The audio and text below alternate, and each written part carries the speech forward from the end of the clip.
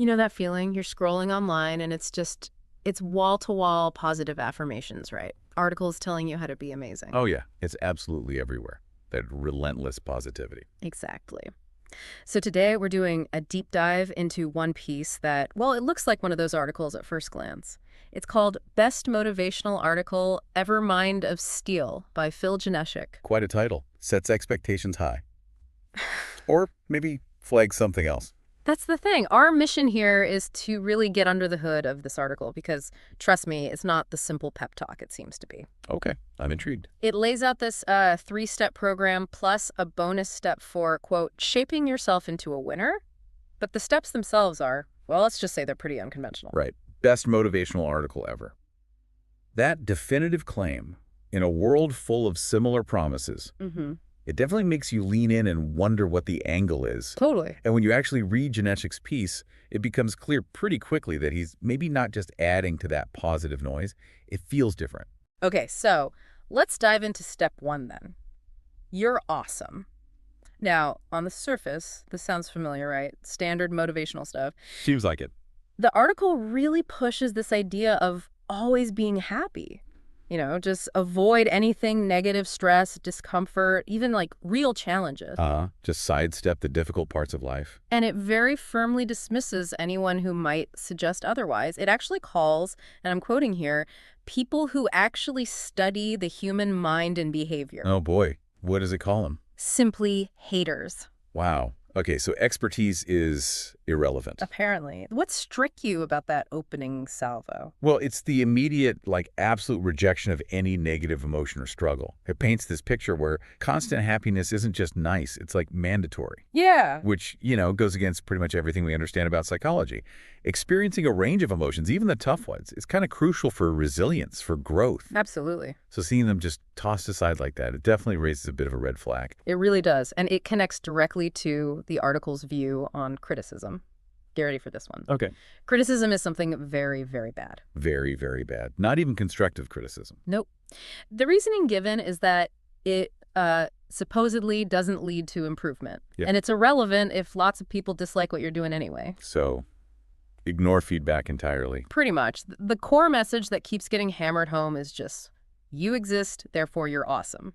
End of story. Right. No need for achievements or self-improvement. Those are optional extras, or maybe not even that. Exactly. Even if people react negatively to you or you get clear social cues that something's off, the article suggests you just ignore it. Because, Because you're awesome. Just 'cause. Just 'cause. No need to look inward, no need to develop. That complete shutdown to feedback it's really something. I mean, think about how we actually learn anything. Yeah. Or adapt. Right. It often involves seeing where we went wrong or where we could do better. Exactly. So by framing all criticism as just inherently bad and wrong, the article basically builds this little fortress around the self. An echo chamber. Yeah, precisely. An echo chamber where any hint that you might need to change is just rejected.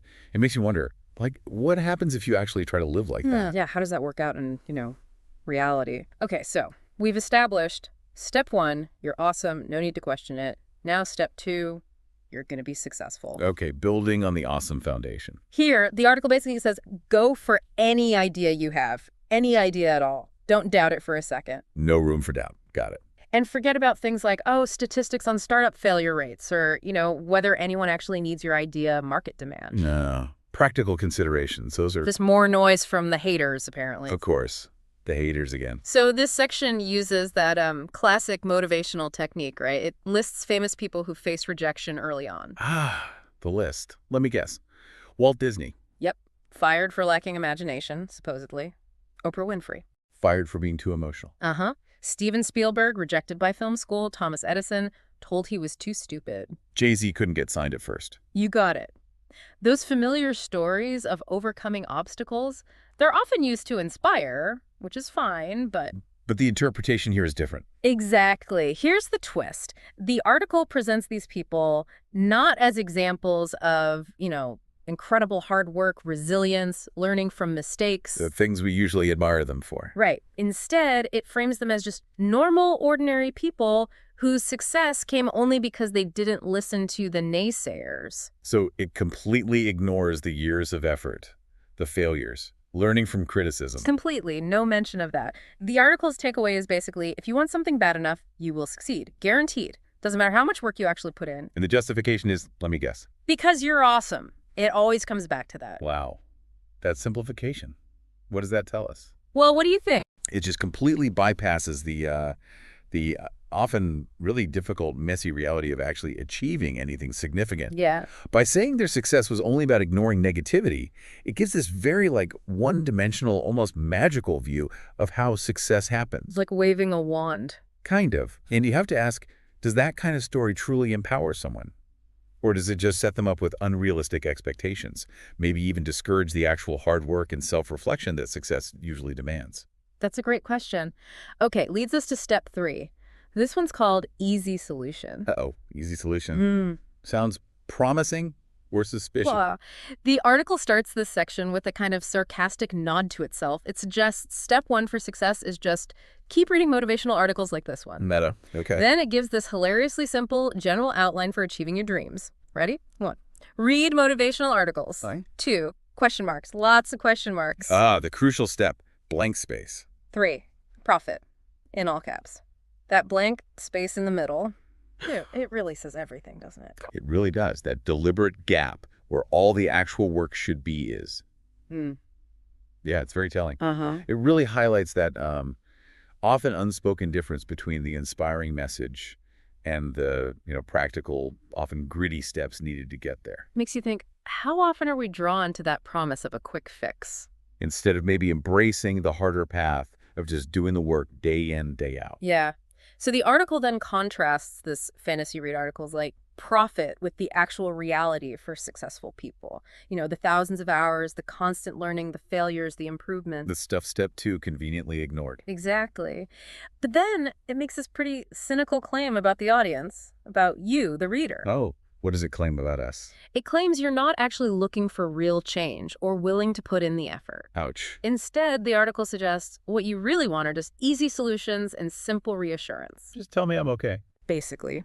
It even drops this quote from Dom Mazzetti. I don't want someone to enrich my life. I want someone to reassure me that my shitty life is adequate. Oh, that's blunt. It is. What do you make of that assessment? Is there some uncomfortable truth there? It is provocative. And Yeah. maybe a little uncomfortable. There can be that temptation, can't there? To seek out stuff that just validates where we are right now instead of challenging us to, move forward. Right. Just make me feel good for a minute. It raises a really interesting point about why we consume self-help stuff sometimes. Are we genuinely looking for a path, for tools? Or are we sometimes just seeking comfort, wanting to feel okay about staying put? And the article really leans into this. It compares experts or maybe like dense books. Challenging stuff. Yeah, it compares them to things that intimidate me and remind me how dumb I am, suggesting there's this preference for the superficial comfort, just tell me I'm awesome, over the sometimes difficult process of actually learning and growing. So avoid anything that makes you feel inadequate, even if it might actually help you improve. And it all circles back. Don't worry about mistakes. Don't worry about learning. Because you're awesome. It's the ultimate get-out-of-jail-free card in this article's logic. So we've gone through these 3 steps. Always happy, ignore criticism, success is guaranteed without effort, just seek reassurance. It paints this picture of, frankly, useless advice. Totally simplistic, yeah. But then the article throws this massive curveball, a bonus chapter. Yes. The bonus chapter titled, Do Nothing. To do nothing. Okay, now it feels like the mask is really slipping. Absolutely. This is where the satirical intention just becomes crystal clear. It feels like it's been building, but this is the reveal. Totally. This chapter speaks directly to the avid reader, pointing out that they might have noticed it's suddenly a 4-step program, not 3. Basically saying, hey, if you bought the first 3 steps of nonsense, you'll probably swallow this too. Yeah. Calling the reader out. And there's this amazing, self-aware line where the authors joke about how easily they could just far out another top 10 reasons you're awesome fluff piece. Wow, okay. Knowing full well that people will click on it and engage with it anyway. Yeah. What did you find most striking here? Well, that self-deprecating humor is really effective, isn't it? It just pulls back the curtain on how formulaic a lot of this online motivation can be. For sure. And then it cleverly turns the critique back onto the reader. It suggests that maybe just passively consuming endless streams of these feel-good articles without actually doing anything. Maybe that's part of the problem. Yeah, it's like pointing out the emperor has no clothes. You keep reading this stuff, but then what? Exactly. And it doesn't let up. It takes a shot at those super cluttered motivational content websites, the ones with flashing banners and endless sidebars where finding any actual substance is like playing Where's Waldo? Oh, I know those sites. More ads than articles sometimes. Right. And then a really sharp jab at people who leave those generic validation-seeking comments like, great post, so true. Mm-hmm. The implication being, if you were genuinely awesome and secure, would you really need to constantly seek that kind of external pat on the back? That line, though, Yeah. the one about not needing to be told you're awesome if you actually were awesome, that's kind of the core of the whole satire, isn't It it? is. It just flips the entire premise upside The down. very act of constantly needing that external you're awesome fix might actually signal the opposite and underlying insecurity. Yeah. The very thing these articles supposedly cure. And then the final punchline. Just bam. Because if you were actually awesome, you wouldn't need us to tell you that. Mic drop. Totally. But wait, there's more. A PS. Oh, after the mic drop. Yep. Right at the very end, in plain text, it just says this article is satire, making fun of motivational articles that don't offer any real value. Ah, the explicit reveal. No room for doubt now. None.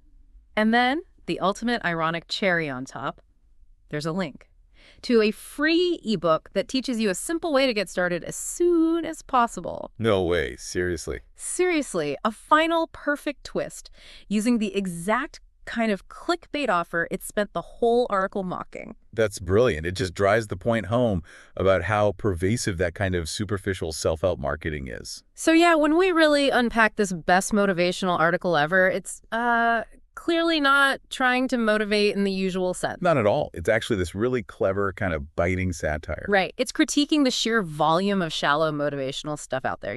The article's offering easy fixes, constant reassurance, but zero real substance or actionable advice. This whole deep dive really makes you stop and think, doesn't it? Yeah. About the kind of motivational content we click on and maybe why we're drawn to it. Yeah. The article uses that over-the-top exaggeration, that irony, to force us to see the potential emptiness in just being told you're awesome over and over without actually, engaging with real growth, which takes effort.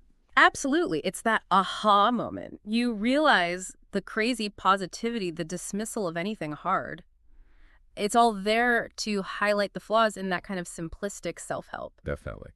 So for you listening, it really brings up a big question, I think. When you come across motivational content, what are you really after? Yeah, what's the goal? Are you looking for genuine guidance, the kind that might be uncomfortable sometimes, might require real effort? Or is it more about getting that quick hit of reassurance, that feeling of, okay, I'm adequate? And maybe thinking about the long-term effects, too. What happens if we only rely on the reassurance versus seeking out things that actually challenge us to grow? That's such a key point. Maybe, just maybe, taking a more critical eye to the messages we absorb and actually valuing constructive feedback even when it stings a little, maybe that's a more genuinely empowering path in the long run. Something to think about.